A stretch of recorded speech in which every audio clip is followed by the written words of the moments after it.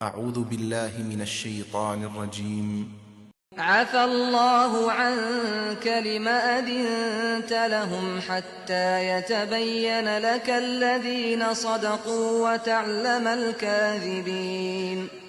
لا يستأذنك الذين يؤمنون بالله واليوم الآخر أن يجاهدوا بأموالهم وأنفسهم والله عليم بالمتقين. إنما يستأذنك الذين لا يؤمنون بالله واليوم الآخر وارتابت قلوبهم فهم في ريبهم يترددون. ولو أرادوا الخروج لأعدوا له عدة ولكن كره الله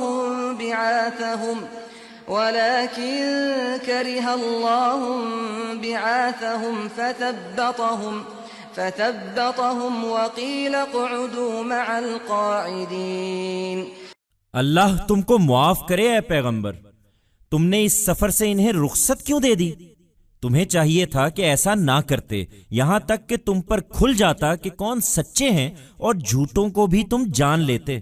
جو لوگ اللہ پر اور آخرت کے دن پر سچا ایمان رکھتے ہیں وہ کبھی تم سے رخصت مانگنے نہیں آئیں گے کہ انہیں اپنے جان و مال کے ساتھ جہاد سے معاف رکھا جائے۔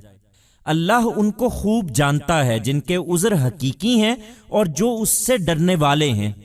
تم سے رخصت مانگنے تو وہی آتے ہیں جو اللہ پر اور آخرت کے دن پر ایمان نہیں رکھتے اور جن کے دل شک میں پڑے ہوئے ہیں، سو اپنے اسی شک میں حیران بھٹک رہے ہیں۔ اگر وہ نکلنا چاہتے تو ضرور اس کا کچھ سامان کرتے، لیکن اللہ نے ان کا اٹھنا پسند نہیں کیا، اس لیے انہیں روک کر بٹھا دیا اور کہہ دیا گیا کہ بیٹھنے والوں کے ساتھ بیٹھے رہو۔ May God forgive you, O Prophet. Why did you excuse them from this journey? You should not have done this until it would have become evident to you who the truthful are, and you would have known the liars also. Those who truly believe in God and the hereafter shall never come to you to seek exemption that they be excused to wage jihad with their persons and wealth. God knows full well those who have genuine excuses and those who fear Him. Only those come to you to seek exemption who do not believe in God and the hereafter and whose hearts are afflicted with doubts, so they are wandering about in these doubts. If they had wanted to go out, they would definitely have made some preparation, but God did not like their getting up. Therefore, He stopped them and it was said, "Keep sitting with those who sit."